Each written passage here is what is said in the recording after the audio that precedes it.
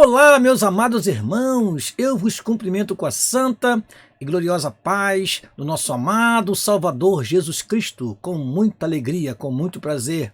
Estamos aqui mais uma vez para darmos continuidade ao estudo do primeiro trimestre de 2022. Neste trimestre estamos estudando sobre a supremacia das Escrituras, a inspirada, inerrante e infalível Palavra de Deus. E no próximo domingo estaremos estudando a lição de número 11, que tem como título Lucas e Atos, o modelo pentecostal para hoje. Eu quero agradecer a você, meu querido irmão e irmã, que nesta última semana se inscreveu em nosso canal. Fico muito grato com a tua presença aqui conosco, todas as semanas assistindo, você que já é conhecedor do nosso canal, que já nos assiste aqui todas as semanas. E você que está nos conhecendo hoje, é um prazer te receber aqui em nosso canal. Faça a sua inscrição, deixe o seu like, deixe o seu comentário e assim vamos prosseguir fazendo a obra do Senhor e fazendo o possível para trazer para você um comentário da lição. Nós temos um estilo que nós estamos conservando, que é trazer o assunto da revista com algumas colocações, com alguns acréscimos, com algumas críticas se necessário for, mas o objetivo é não sair da lição, é explicar trechos da lição. Por isso, trabalhamos com o texto da lição. Portanto, nosso desejo é fazer com que você entenda as palavras que são trazidas pelo nosso comentarista e assim você possa dar uma ótima aula, meu querido professor, no próximo domingo. E para que você, caro aluno, esteja pronto para participar ativamente da lição. Eu quero, antes de prosseguir, fazer uma breve oração para que Deus possa nos abençoar durante a exposição da sua santa e maravilhosa palavra.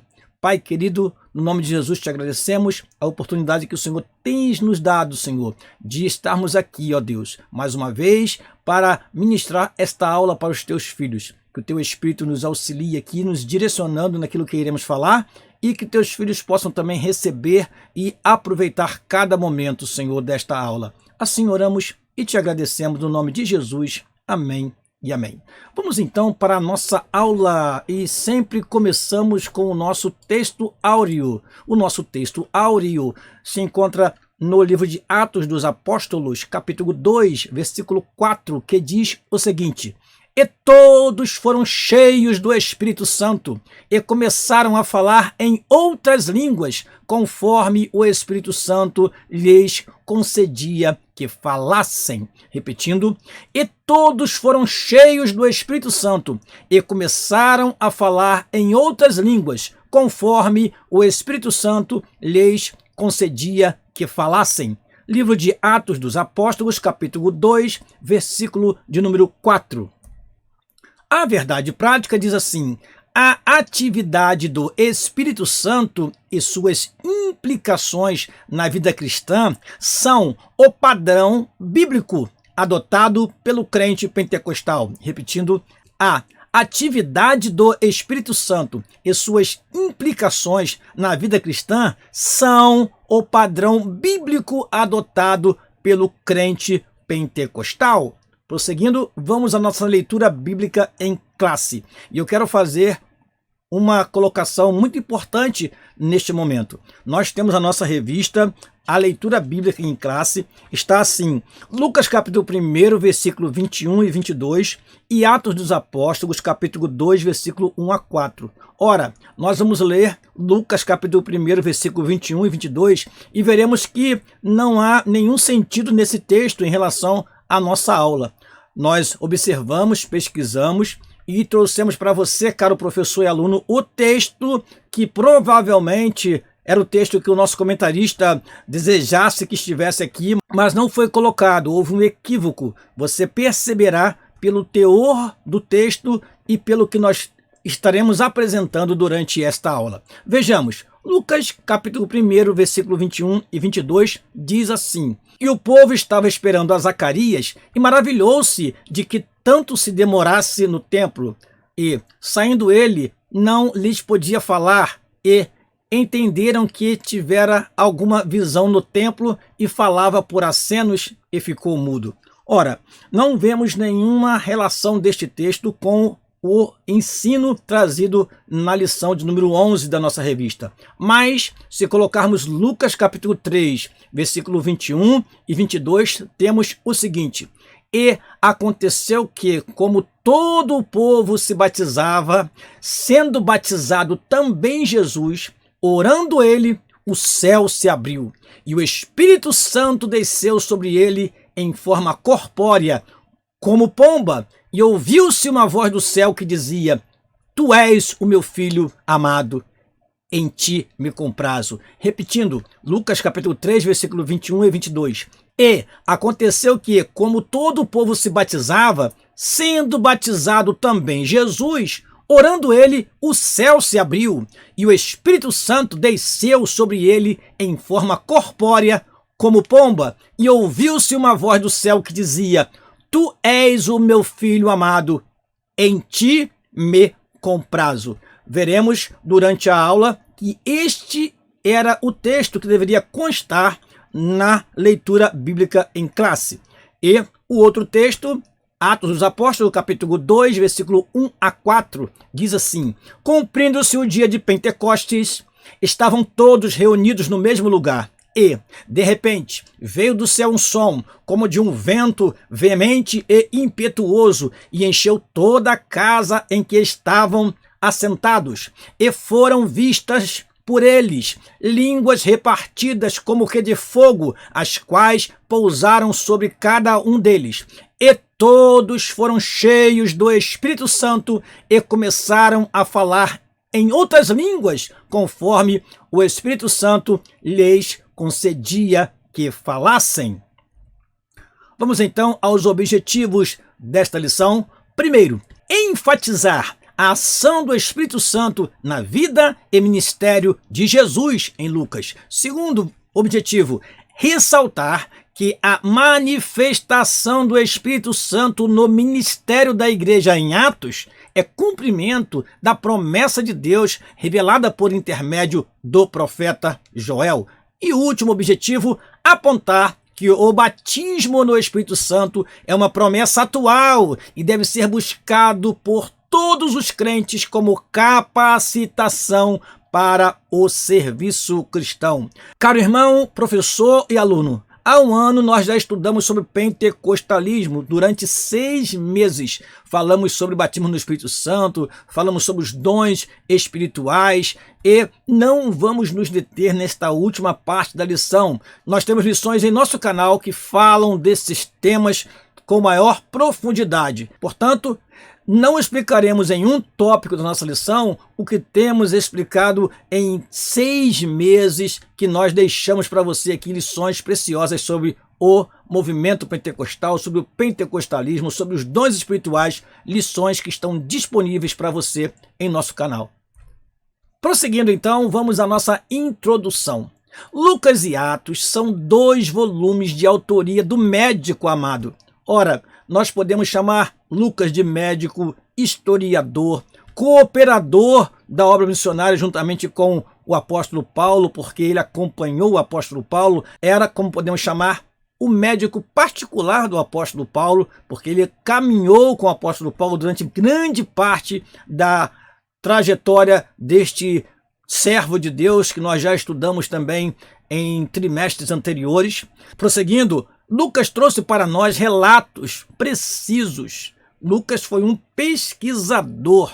Ele trouxe detalhadamente datas, ele trouxe nomes que os outros evangelistas não trouxeram. Ele foi bastante incisivo, principalmente na operação do Espírito Santo, tanto no Evangelho quanto no livro de Atos. E é isso que nós aprenderemos nesta lição. Continuando, os relatos são escritos a partir de premissas históricas e teológicas.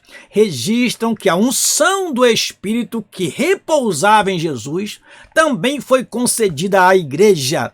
Desde o dia de Pentecostes, o derramar do Espírito Santo permanece como modelo para a igreja de Cristo. Veja que este é o título da nossa lição. O modelo pentecostal para hoje. Onde está este modelo? Está na palavra de Deus. mais precisamente no Evangelho de Lucas e no livro de Atos dos Apóstolos, como veremos agora. Por isso, o nosso comentarista, ele agrupou esses dois livros para que nós entendamos como Lucas deu prioridade a este assunto tão maravilhoso que é a ação e o poder do Espírito Santo na vida de Jesus Cristo e na vida também da igreja. E este poder, esta manifestação, ela perdura até os nossos dias. Portanto, se quisermos buscar o modelo, devemos ir ao texto sagrado e assim o veremos. Vamos ao primeiro tópico da nossa lição: o Evangelho de Lucas, o Espírito Santo no ministério de Cristo. Amados, nós veremos que antes mesmo do ministério de Jesus Cristo, nós temos a ação do Espírito Santo na vida de outras pessoas.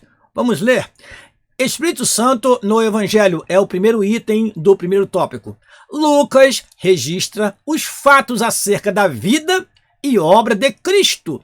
O evangelista enfatiza o papel do Espírito Santo no advento do Messias. E aí, diz o nosso comentarista, e nós aqui organizamos de uma forma mais didática para você, a ação do Espírito Santo é percebida, primeiro, na vida do precursor de Cristo, João Batista. Isto nós temos em Lucas capítulo 1, versículo 13, 15, conforme a nossa revista. Na vida de Isabel e de Zacarias, que são os pais de João Batista. Na concepção virginal de Maria. E na vida de Simeão ao conhecer o Messias antes de morrer. Lucas capítulo 2, versículo 25 ao versículo 32. Se observarmos o versículo 25, veremos que o Espírito Santo estava sobre Simeão. Se lermos o versículo 26, veremos que o Espírito Santo revelou a Simeão que ele não morreria antes de ver o Cristo do Senhor. E se lermos o versículo 27, veremos que o Espírito Santo conduziu Simeão. Então nós vemos a ação do Espírito Santo na vida de Simeão. Fechando esse item, temos o seguinte: o Evangelho ainda ressalta o poder de Cristo em batizar no Espírito Santo e com fogo. É claro que isso também está registrado em Mateus no capítulo 3, mas aqui o comentarista ele mostra que o Evangelho de Lucas mostra todas essas ações do Espírito Santo e ressalta que o Espírito Santo seria concedido pelo Senhor Jesus Cristo. Foi ele quem prometeu. Está escrito em João capítulo 15, versículo de número 26, um texto muito importante para você ler nesta aula para os seus alunos, caro professor. João capítulo 15, versículo 26 diz assim: mas quando vier o Consolador, que eu, da parte do Pai, vos hei de enviar, aquele Espírito de verdade que procede do Pai, ele testificará de mim. Então, quem batiza no Espírito Santo é o Senhor Jesus Cristo. Palavras do próprio João Batista, quando disse: o que vem após mim é mais poderoso do que eu, do qual não sou digno de desatar as alparcas. Ele vos batizará com o Espírito Santo e com fogo. E isso se cumpriu no dia de Pentecostes e até hoje se cumpre, porque a promessa diz respeito a todos quanto Deus, o nosso Senhor, chamar. Item número 2 do primeiro tópico: o Espírito Santo e o batismo de Cristo. Ao descrever o batismo de Jesus no Jordão, Lucas informa que, estando o Senhor orando, o céu se abriu. O Espírito Santo desceu sobre ele em forma de pomba e uma voz do céu dizia: tu és o meu filho amado. Isto nos mostra o que? A Trindade se manifestando no momento do batismo do Senhor Jesus Cristo. O evento da descida do Espírito Santo e a voz que o identificava como Filho de Deus tinham como propósito marcar o início do ministério público de Jesus. Também serviram como sinal para João Batista confirmar que Jesus era o Cristo. E aí eu quero ler para você, eu acrescento para você, meu caro professor, um texto que está em Atos dos Apóstolos, capítulo 10, versículo 38, que foram palavras ditas por Pedro, quando estava discursando lá na casa de Cornélio. Atos capítulo 10, versículo 38, diz assim a palavra do Senhor. Como Deus ungiu a Jesus de Nazaré, como Deus ungiu a Jesus de Nazaré, com o Espírito Santo e com virtude, o qual andou fazendo bem e curando a todos os oprimidos do diabo, porque Deus era com ele. Prosseguindo, vamos ao terceiro item do primeiro tópico, o Espírito Santo e a tentação de Cristo. Após o batismo nas águas e cheio do Espírito Santo, Jesus foi impelido pelo Espírito ao deserto e lá foi tentado pelo diabo durante 40 dias. Nesse período, manteve a comunhão com o Pai e se fortaleceu por meio da oração e do jejum. A vitória do Senhor sobre a tentação demonstra que ele estava capacitado para cumprir o seu ministério. Cristo venceu o diabo pelo poder do Espírito e da palavra. Irmãos, que lição maravilhosa para nós. Às vezes, nós nos preocupamos apenas em nos preparar através da oração, através do jejum, mas nós também precisamos estar preparados através do conhecimento da palavra de Deus. Foi com a palavra de Deus que o Senhor Jesus venceu a Satanás. É claro que ele estava preparado também na oração e no jejum, mas nós não podemos nos esquecer do preparo bíblico. Isso nos capacita para enfrentarmos principalmente as heresias, enquanto o preparo espiritual nos prepara para nós não nos curvarmos às manifestações que não são de Deus, e nós, através do discernimento do Espírito e dos dons espirituais como um todo, conhecermos as manifestações, assim também nós conhecemos as heresias através do conhecimento da palavra de Deus. É necessário que o obreiro do Senhor esteja preparado, esteja sempre pronto para enfrentar tanto as manifestações que não são de Deus, quanto as heresias. Por isso, o apóstolo Pedro disse: antes crescei na graça e no conhecimento do nosso Senhor Jesus Cristo. Prosseguindo, vamos ao item número 4 do primeiro tópico, o Espírito Santo e a missão de Cristo. Vencida a tentação no deserto, Jesus voltou a Galiléia, conduzido pelo Espírito. Após ministrar em alguns lugares, dirigiu-se para Nazaré. Na sinagoga, ao abrir o rolo de Isaías, leu a passagem que dizia: o Espírito do Senhor é sobre mim. E depois vem o restante do texto, que é muito lindo. Você pode ler para os seus alunos, caro professor. Ao terminar a leitura, o Senhor afirmou: hoje se cumpriu esta escritura. Aqui o Senhor declara que a unção do Espírito qualifica seu ministério para evangelizar, curar, libertar e restaurar os pecadores. Olha que lição maravilhosa para nós. Jesus declara que o que estava registrado em Isaías cumpriu-se na sua vida, e assim nós, irmãos, devemos também olhar para a palavra de Deus e ver o cumprimento das promessas de Deus sobre as nossas vidas. Quando vemos o livro de Atos dos Apóstolos, nós vemos o cumprimento de uma promessa feita por Joel, no capítulo 2, versículo 28 e 29. E nós, então, tomamos posse daquela palavra, como Pedro muito bem discursou e pregou naquele dia, no dia de Pentecostes. Nós devemos tomar posse das promessas que são reservadas para nós e não abrirmos mão e dizermos: se é para nós, se for prometido para nós, nós queremos receber. Faça isso também em nome de Jesus. Segundo tópico da nossa lição, Atos dos Apóstolos, o Espírito Santo no ministério da igreja.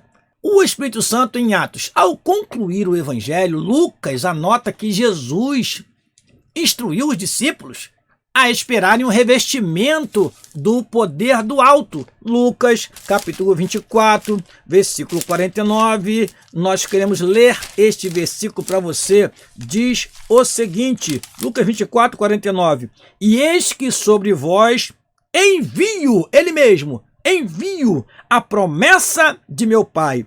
Ficai, porém, na cidade de Jerusalém, até que do alto sejais revestidos de poder. Aqui nós temos então a promessa sendo reafirmada, sendo corroborada. Aquilo que João Batista disse, agora o próprio Senhor Jesus Cristo diz: eu envio sobre vós a promessa do meu Pai. Ou seja, Lucas começa falando sobre a ação do Espírito Santo e termina falando sobre a ação do Espírito Santo em seu Evangelho. Esta é a ênfase que nós devemos dar nesta aula, meu querido professor. Continuando, após o Senhor ter sido elevado aos céus, o livro de Atos dá prosseguimento a essa narrativa. Nós, indo lá para o livro de Atos dos Apóstolos, capítulo 1, versículo 1 a 4, nós vamos ver que esta promessa se repete nas palavras do escritor Lucas. Ele logo no início de Atos dos Apóstolos, ele fala exatamente assim, quando começa o seu tratado, o segundo tratado, que é o livro de Atos dos Apóstolos, diz assim: fiz o primeiro tratado a Teófilo acerca de tudo que Jesus começou não só a fazer, mas a ensinar, até o dia que ele foi recebido em cima, depois de ter dado mandamentos pelo Espírito Santo aos apóstolos que escolhera, aos quais também, depois de ter padecido, se apresentou vivo com muitas e infalíveis provas, sendo visto por eles por espaço de 40 dias, e falando do que respeita ao reino de Deus. E, estando com eles, determinou-lhes que não se ausentasse de Jerusalém, mas que esperassem a promessa do Pai, que, disse ele, de mim ouviste. Então, mais uma vez, nós vemos no início do livro de Atos dos Apóstolos esta recomendação para que eles esperassem, aguardassem a promessa do Pai, o revestimento de poder, para que pudessem pregar o Evangelho com ousadia, com unção. Continuando, o autor ratifica que o derramamento do Espírito Santo era a capacitação necessária para a evangelização dos povos. Isso temos em Atos capítulo 1, versículo de número 8. Relata que cerca de 120 discípulos voltaram a Jerusalém e, em oração, aguardaram o revestimento de poder. Quando Jesus foi elevado aos céus, havia cerca de 500 irmãos. E agora nós vemos 120, ou seja, 380 desistiram de esperar a promessa. E quantos ainda hoje desistem? Quantos de nossos irmãos desistiram de buscar o batismo no Espírito Santo e não se importam mais em serem revestidos de poder? Que esta lição nos sirva de estímulo e de motivação para nós incentivarmos e motivarmos aqueles que não receberam a promessa do Pai, que não sejam como os 380 que desistiram, mas que sejam como os 120 que permaneceram e receberam o revestimento de poder. Portanto, Atos registra a ação do Espírito na inauguração histórica da igreja. Como agência de Cristo, trata-se da continuação da obra de Jesus por meio dos discípulos capacitados pelo Espírito Santo. Os discípulos haviam recebido a instrução dada pelo Senhor Jesus durante 3 anos ou 3 anos e meio, mas agora eles necessitavam do revestimento de poder para que pudessem dar prosseguimento à obra iniciada pelo Senhor Jesus Cristo. Item número 2 do segundo tópico, a promessa cumprida no Pentecostes. O batismo no Espírito Santo remonta à profecia de Joel, é chamado de a promessa do Pai. cumpriu-se em Atos capítulo 2, versículo 1 a 4. Sinais sobrenaturais marcaram o advento do Espírito Santo. Um som como de um vento veemente, impetuoso, que encheu toda a casa onde estavam assentados, assim diz o texto sagrado, e foram vistas sobre eles línguas repartidas como o que de fogo. Aí esse texto tem uma estreita ligação com aquilo que disse João Batista. Ele vos batizará com o Espírito Santo e com fogo. Desses fenômenos, somente o falar em línguas se repetiria nos demais registros de Atos dos Apóstolos. Meu querido irmão, naquele momento o Espírito Santo veio de um modo sobrenatural, de modo a envolver todos aqueles irmãos que ali estavam assentados, aguardando e agitando também a cidade, porque logo perceberam que algo de sobrenatural aconteceu. Era a chegada do Espírito Santo na vida daqueles irmãos, de forma agora de enchimento, de capacitação, poder de Deus. Eles já tinham o Espírito Santo como habitação, mas o revestimento de poder ainda não haviam recebido. Portanto, hoje nós vemos muitas pessoas criticando o batismo com o Espírito Santo, dizendo que foi apenas para aqueles dias, mas o que nós lemos em Atos dos Apóstolos é que esta experiência de falar em línguas se repetiu em Atos capítulo 10, na casa de Cornélio. Em Atos capítulo 19 se repetiu lá com os varões que estavam na cidade de Éfeso, 12 varões. Eles receberam o Espírito Santo e falaram em línguas. Ainda hoje o Espírito Santo ele é derramado sobre nós e a evidência é falar em outras línguas. Prosseguindo, desse modo, a partir do Pentecostes, os discípulos começaram a pregar pelo poder do Espírito. Muitas maravilhas e sinais eram operados e as almas eram alcançadas. Item número 3 do segundo tópico, a expansão da igreja primitiva. O poder do Espírito Santo capacitou os crentes para o serviço cristão. Já no primeiro sermão, Pedro anunciou Cristo com intrepidez e quase 3.000 almas se converteram. Após a cura do coxo à porta do templo e a ministração da palavra, o número de fiéis chegou a 5.000. Não se converteram 5.000 nesse dia, como podemos interpretar da leitura da revista. Não, o número de salvos chegou a 5.000 após a cura do coxo. Filipe, na virtude do Espírito, pregou em Samaria e vidas foram salvas. O que o comentarista está mostrando para nós? Que, através da unção do Espírito Santo, eles receberam poder, eles estavam apáticos, eles estavam amedrontados, eles estavam acuados, mas através da unção do Espírito Santo, eles saíram pregando o Evangelho por todas as partes, cooperando com eles, o Senhor, com os sinais que se seguiam. Isso se cumpriu na vida dos apóstolos e ainda se cumpre na vida da igreja do Senhor em nossos dias. Cornélio e sua casa receberam o Evangelho pelo mover do Espírito. Paulo, cheio do Espírito, alvoroçou o mundo e milhares de almas foram salvas e curadas pela pregação do Evangelho. E esses relatos demonstram a ação do Espírito Santo na propagação do reino de Deus. Vamos então ao terceiro e último tópico da nossa lição, e nós não vamos detalhar muito, meus amados irmãos, porque já temos lições em nosso canal que foram estudadas no ano passado e que estão aí para você pesquisar com maior profundidade se você necessitar.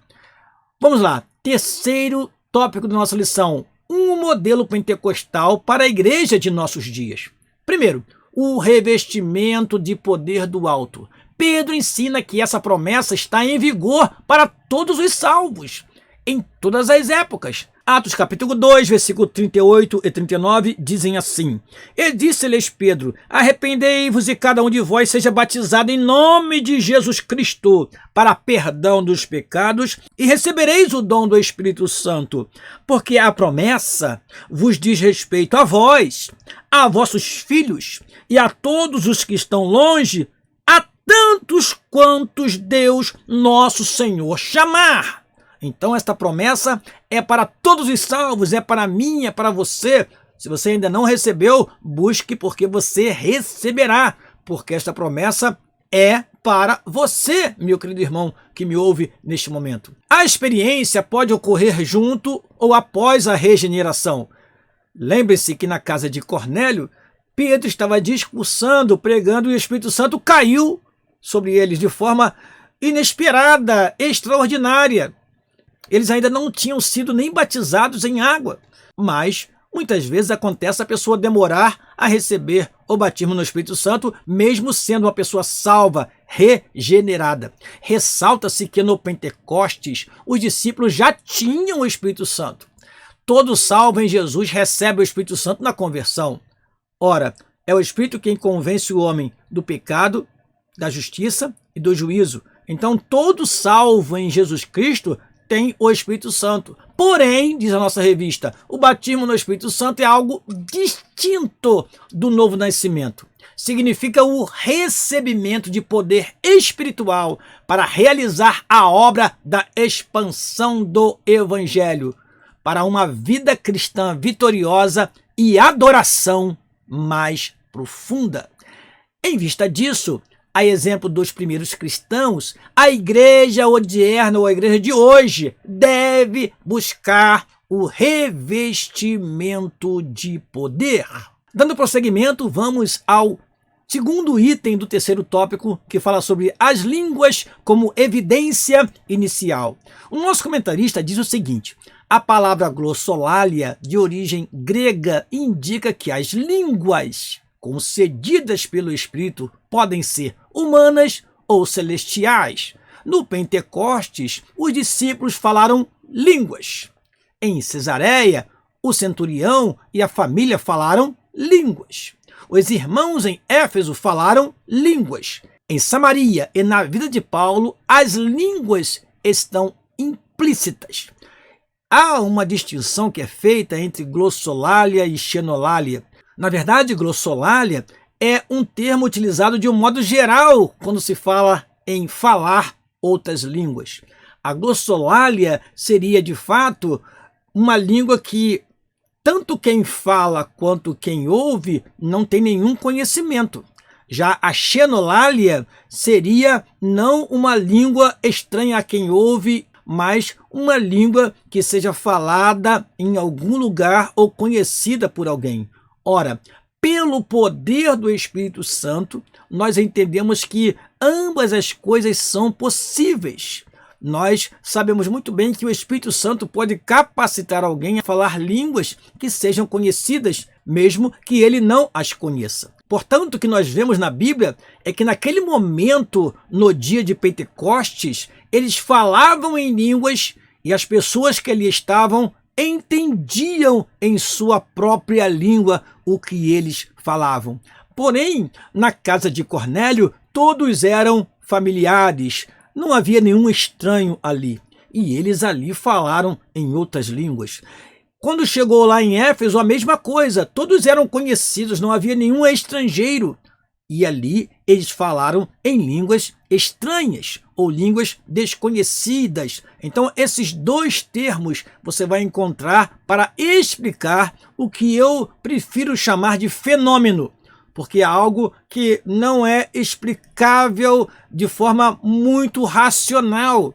Isto é algo que é no âmbito espiritual.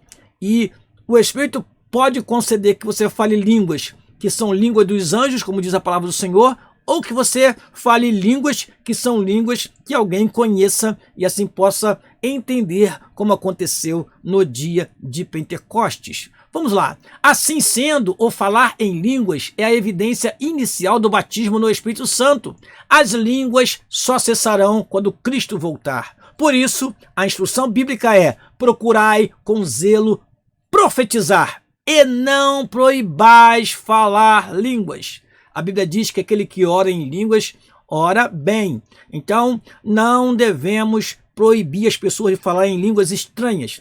Paulo se preocupou muito foi com a ordem no culto, porque às vezes as pessoas falam em línguas e parece que o culto está desorganizado, não há ordem. Por isso é importante que haja um entendimento dessas línguas estranhas através da interpretação das línguas. Se não houver intérprete, cada um fale consigo mesmo e com Deus, porque assim você edifica-se a si mesmo. Se assim nós procedermos, nós vamos cumprir exatamente as orientações dadas pelo apóstolo Paulo na primeira carta aos Coríntios, principalmente no capítulo de número 14.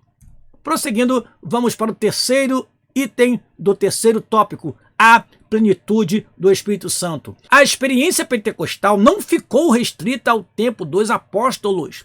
A expressão "do meu Espírito derramarei" aponta para o início da dispensação do Espírito e mostra que a efusão será contínua até o grande e glorioso dia do Senhor, como está em Atos capítulo 2, versículo 20. A plenitude abrange as manifestações espirituais, tais como as profecias, sonhos, visões, prodígios e sinais. Na nossa revista chega a incluir também o fruto do Espírito, mas não. O fruto do Espírito é um resultado da salvação. O crente que é verdadeiramente salvo, ele produz o fruto do Espírito. Na verdade, nós temos que procurar produzir o fruto do Espírito e buscar também os dons espirituais. A plenitude do Espírito Santo abrange a busca e o recebimento dos dons espirituais, como está descrito nesta lição. Já o fruto do Espírito é resultado do novo nascimento na vida do cristão. Assim, o Espírito permanece em ação na vida da igreja. Ele é que capacita e conduz o povo de Deus. Em razão disso, a Bíblia ensina: enchei-vos do Espírito. Temos, portanto, o modelo pentecostal nas Sagradas Escrituras para os nossos dias. Vamos então à nossa conclusão. Lucas descreve a capacitação do Espírito Santo no ministério de Jesus e no ministério da igreja. Esse revestimento de poder na vida do crente não é apresentado como dom para a salvação, mas como a unção dos salvos para o testemunho e o serviço cristão.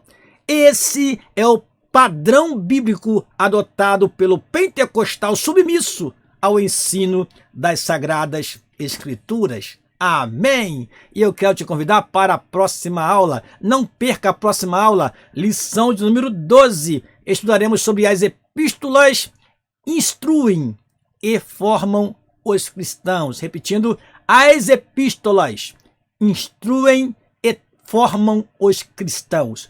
Eu conto com a tua presença aqui conosco na próxima semana, em nome de Jesus. Eu termino esta aula agradecendo a você que esteve até o final conosco, estudando aqui esta preciosa lição. E se você ainda não é inscrito no nosso canal, faça sua inscrição. É um prazer ter você aqui conosco. Que Deus possa te abençoar, caro professor. Que você possa ter uma ótima exposição bíblica no próximo domingo, diante dos seus alunos, diante da sua classe. Estude, se prepare, anote. Esteja pronto para responder, para ajudar o seu aluno na compreensão desta aula tão importante. Leia, releia, anote e vá munido de informações adicionais e assim que você possa ter um bom desenvolvimento da sua aula. Aqui se despede o seu amigo pastor Daniel Rosa Dutra. Que Deus te abençoe no nome de Jesus. Amém e amém.